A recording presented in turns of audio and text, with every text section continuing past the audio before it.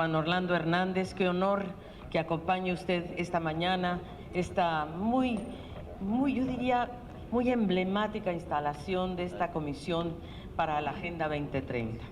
Quiero saludar, por supuesto, a la señora designada presidencial, a doña Marta, mucho gusto, a Marta Doblado, muchas gracias.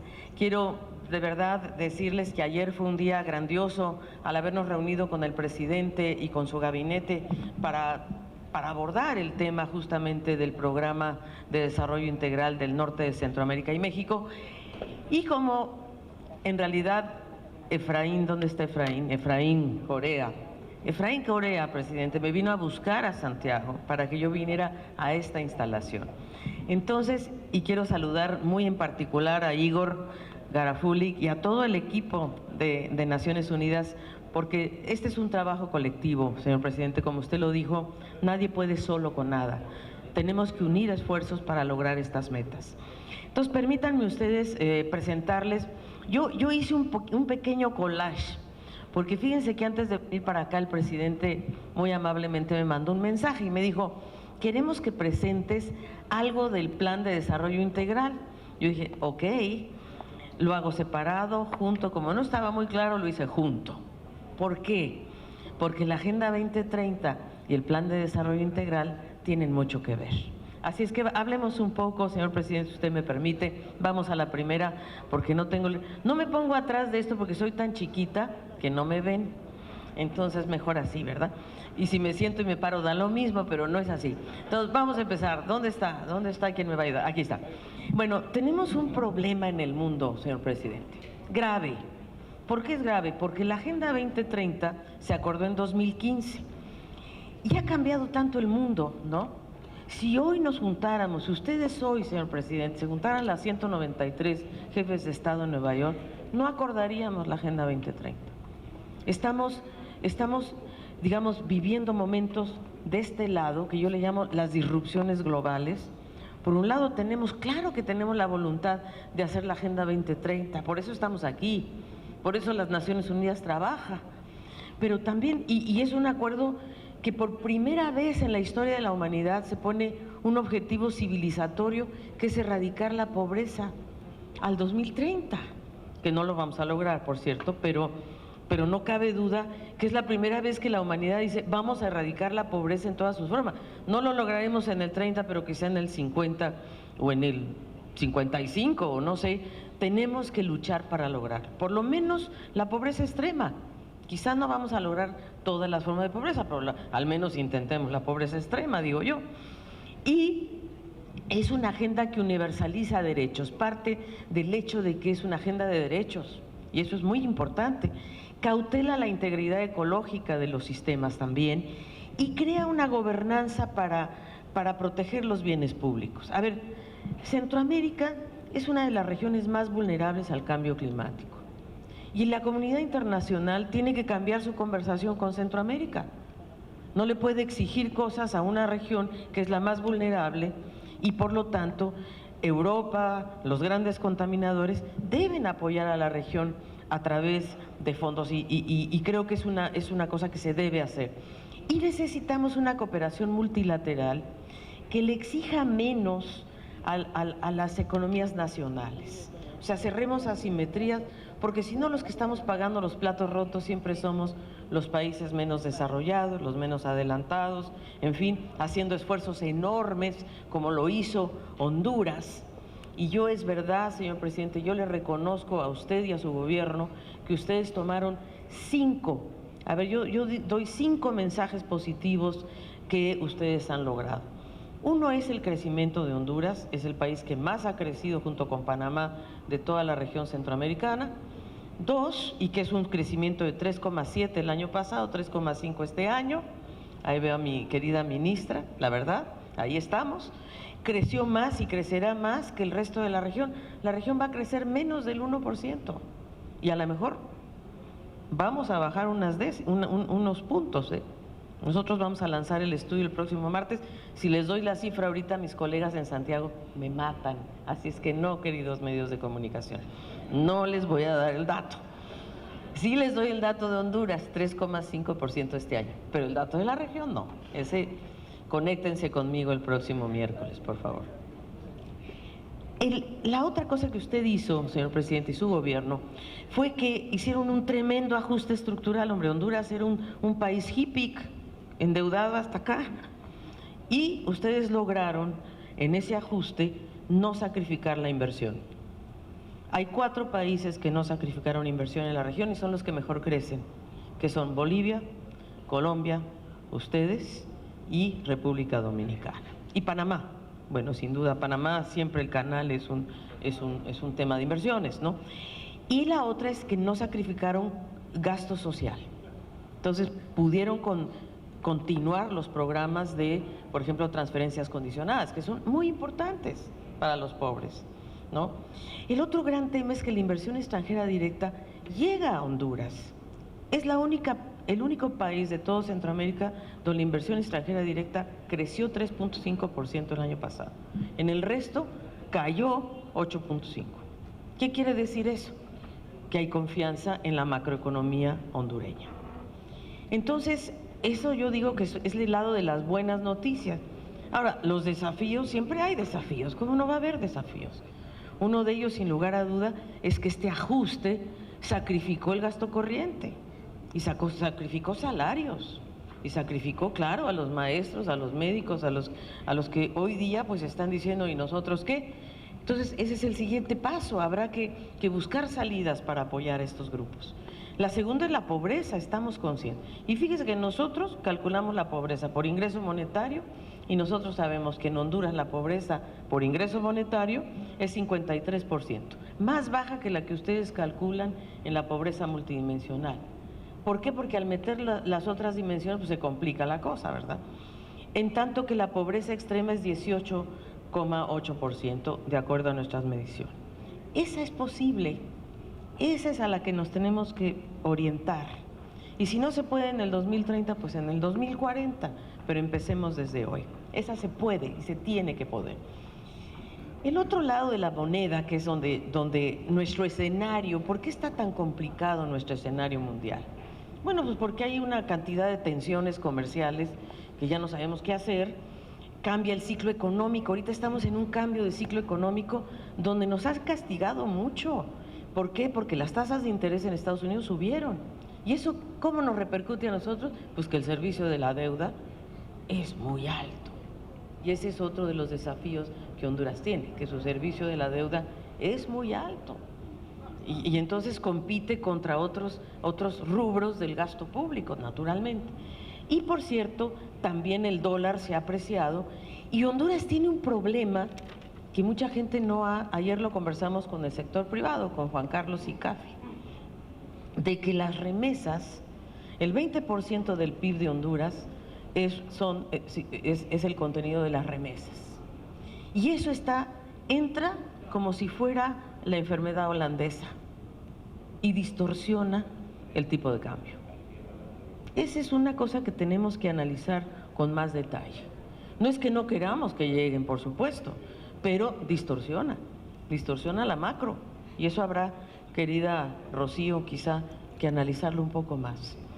Y, por cierto, que también pues hay mayor incertidumbre, la consolidación sigue y tenemos a la revolución tecnológica aquí, ¿verdad? Todos somos parte de esa revolución tecnológica y tenemos que ver cómo la llevamos a buen puerto y que no el futuro del empleo sea el reemplazo de los trabajadores, porque eso era lo que nos faltaba. Y, por supuesto, la desigualdad social, que yo creo que eso es un tema que ha erosionado la confianza en el mundo. La siguiente, por favor. ¿Por qué nosotros necesitamos a la Agenda 2030 con urgencia? Porque el estilo de desarrollo que hoy tenemos no es sostenible. ¿Por qué? Porque hay tasas declinantes de crecimiento y de comercio. Y no lo digo yo solamente, lo dijimos nosotros primero, Después ya el fondo se unió y el banco y todo el mundo, porque la verdad sea dicha que estamos en una especie de sesgo recesivo, ¿verdad? Por más que queremos impulsar el comercio, queremos impulsar el sistema financiero, pero el sistema financiero se desacopló de la economía real. Hoy la financiarización es de todo de las commodities, de los bonos de activos. ¿Dónde está el dinero del mundo hoy? No hay falta de liquidez, está en los sistemas financieros, que no están invirtiendo lo suficiente en la economía real. Segundo, porque hay una grave desigualdad que a nivel global, no nada más, bueno, nuestro continente pobrecito es el más desigual del mundo, bueno, vale decir, pero toda la humanidad misma está en este problema. Y el deterioro ambiental, la siguiente. Vamos a ver esta gráfica, señor presidente. ¿Por qué es tan delicada esta gráfica? Porque es la primera vez, esta es una mirada larga, desde 1950 hasta 2018. Y nosotros aquí podemos ver que el comercio, que es la rayita negra, la barra negra, siempre fue superior al PIB. Esa es la clave de la economía. Siempre el comercio es un poco más alto que el PIB. Pero ahora el PIB y el comercio coinciden. Y esto es un indicador muy preocupante, porque esto es lo que pasó en la década de los 30 con la Gran Recesión. Entonces, esto está preocupando, yo diría, a la comunidad internacional. La siguiente. La desigualdad es el elefante en el bazar. Claro que es el elefante en el bazar, ¿cómo que no? Este es el problema que nosotros estamos enfrentando. ¿Por qué el proteccionismo? ¿Por qué los nacionalismos? ¿De dónde provienen estas corrientes que no son otra cosa más que la frustración de la clase media, de los países desarrollados, que se sienten los grandes perdedores de la globalización?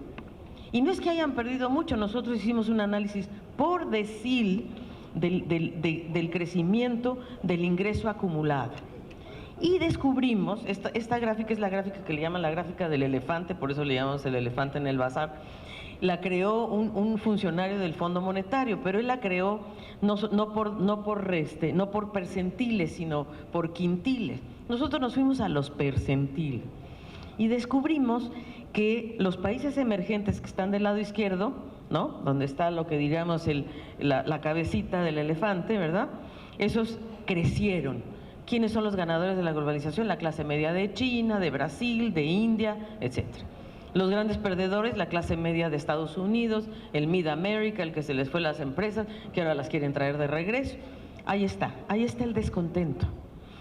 Y los ganadores de siempre, que es el último percentil, el 99%, mire dónde está, esos nunca pierden, ¿no? Como dijo el secretario general, 68 personas, individuos, tienen la riqueza equivalente a 3.500 millones de personas. La mitad de la población del planeta tiene la riqueza equivalente a 68 individuos. La siguiente, por favor. Y la destrucción del medio ambiente. Nosotros antes pensábamos, no, esto del cambio climático, qué lejos que está, ¿no? No, para nada. Yo ya lo puse en términos de mis padres. Yo soy viejita, por supuesto, ustedes tienen más tiempo, jóvenes, pero mis hijos y mis nietos ya les va a tocar. Si no hacemos nada y la temperatura sube más allá del 1.5 grados, ¿verdad?, estamos en problemas. Y eso es un poco, nuestros nietos, si no hacemos nada, van a estar en un planeta de 4.5 grados. Pues no va a haber planeta, yo creo, pero bueno. La siguiente, por favor.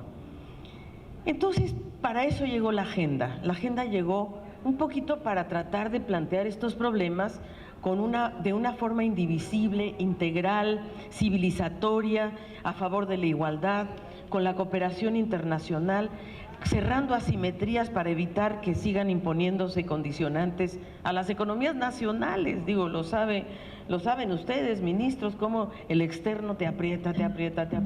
La siguiente, por favor.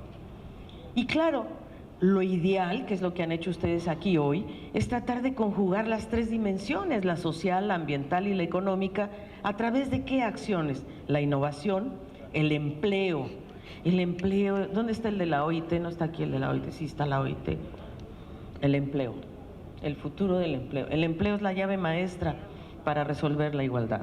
El empleo decente, como ustedes le han llamado, que yo le llamo empleo con derechos, porque yo creo que todos los empleos son decentes, pero me refiero, es un empleo con derechos, ¿verdad?, con seguridad.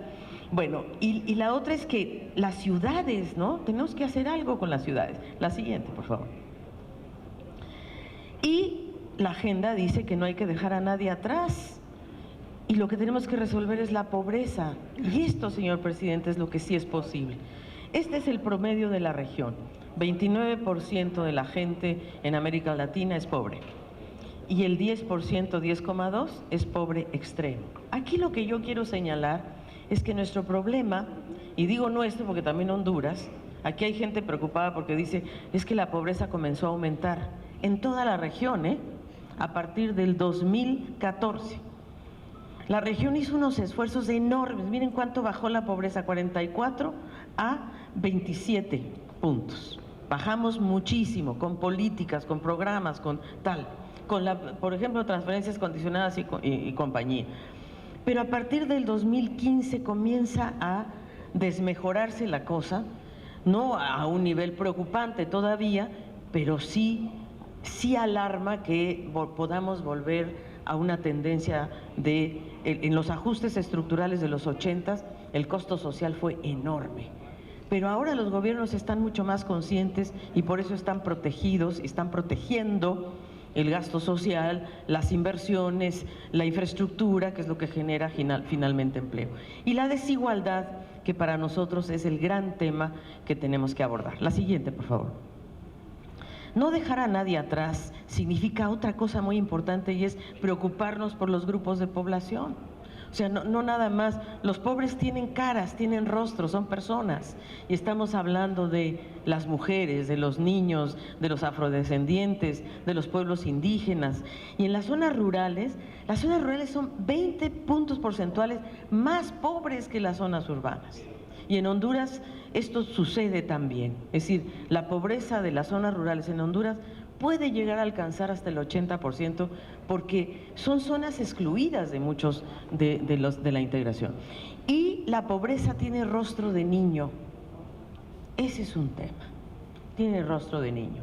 Y entonces, y por supuesto es mucho mayor en los pueblos indígenas, ¿no? 23 puntos. La siguiente, por favor. La educación, a ver. Yo celebro que Honduras le ponga atención a la educación. Porque, a ver, las 17, lo que sea de cada quien, señor presidente, 17 objetivos va a ser muy difícil. Hay que ser realistas. De estos 17 tenemos que escoger aquellos que van a ser los más, vamos a decir, los que van a detonar con fuerza el cambio, ¿no? Y uno de ellos es la educación. Porque si nosotros vemos ¿cuál es el problema de la educación? Y aquí está Honduras, por ahí lo deben ver ustedes, Honduras, que la distancia entre el quintil más pobre y el quintil más rico, el quintil rojo, los cuadritos rojos es el más pobre, el azul es el más rico.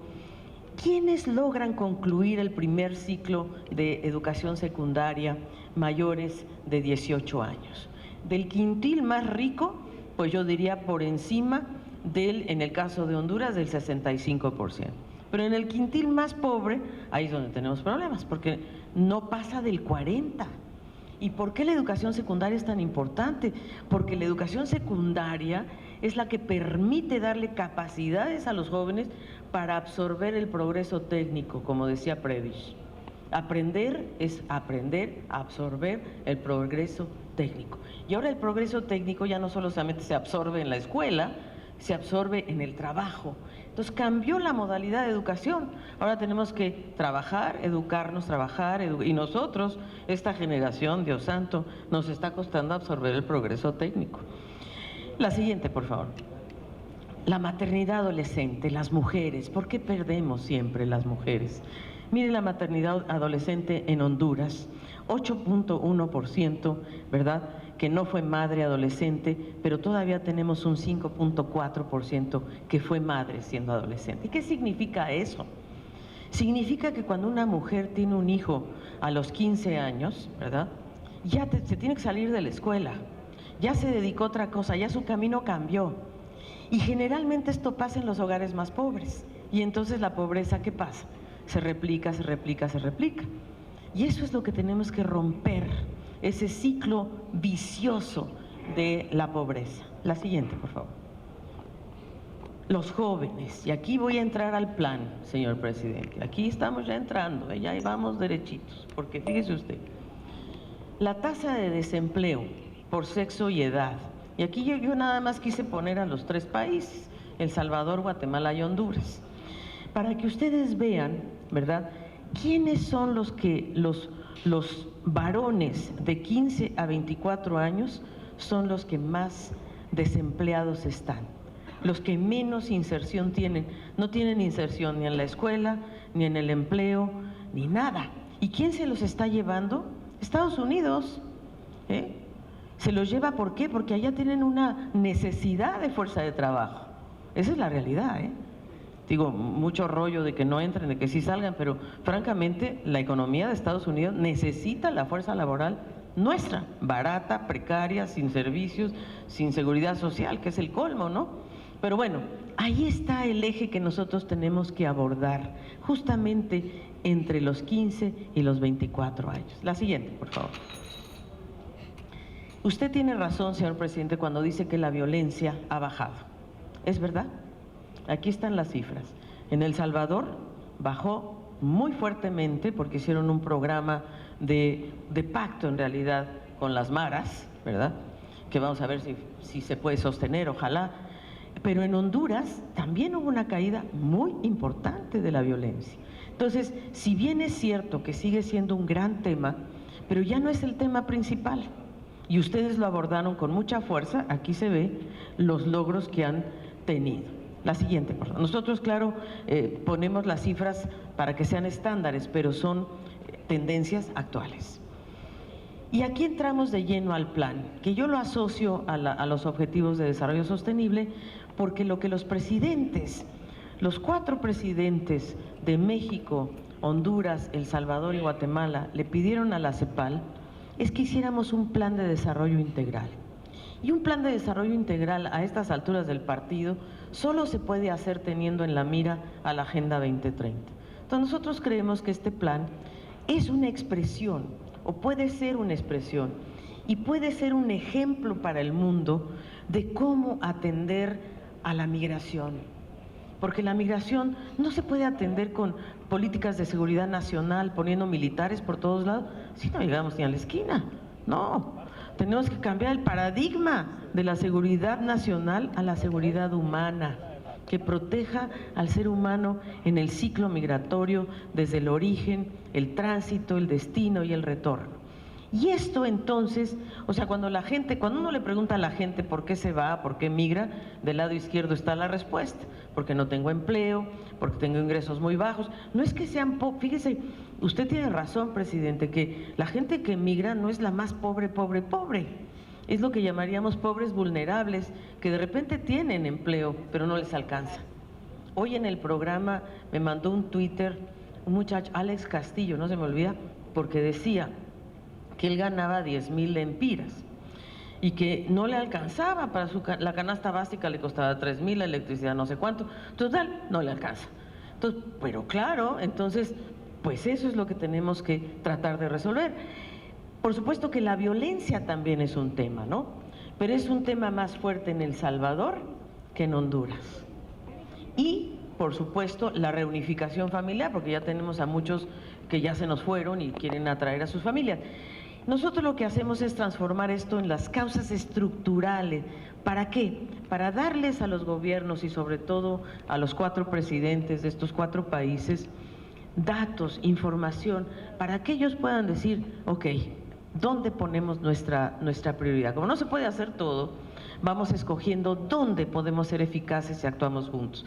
Y nosotros pensamos que una cosa que hay que resolver es esta tremenda desigualdad que hay en estos 4 países, donde el 10% más pobre gana 70 veces menos que el 10% más rico. Eso sí que no. Si una cosa es la pobreza, que es muy grave, pero otra cosa es la desigualdad. El alto crecimiento demográfico en las ciudades, miren, los retornados, esta política de ahí van todos de regreso, muy bien, pero los que vienen de regreso no se van a sus comunidades, se están yendo a las ciudades y están en cierta forma creando barrios marginales. Entonces tenemos que hacer un programa de ciudades seguras. Las sequías y las inundaciones. El señor presidente bien nos decía ayer que aquí hay 2 ciclos ahora de lluvia, ¿no? O de no lluvia, más bien, uno de sequía y otro de inundaciones. Es decir, ya no existe esa… alguien me decía hoy que el 3 de mayo salían si no llovía, exacto, ¿quién nos contó esta cosa tan linda? Ah, pues sí, que si el 3 de mayo no llovía, salía todo el mundo con una cruz y al día siguiente llovía. Bueno, ahora no sé, ni con la iglesia entera llueve, ¿verdad? ¿Me entiendes? Entonces, algo nos está pasando.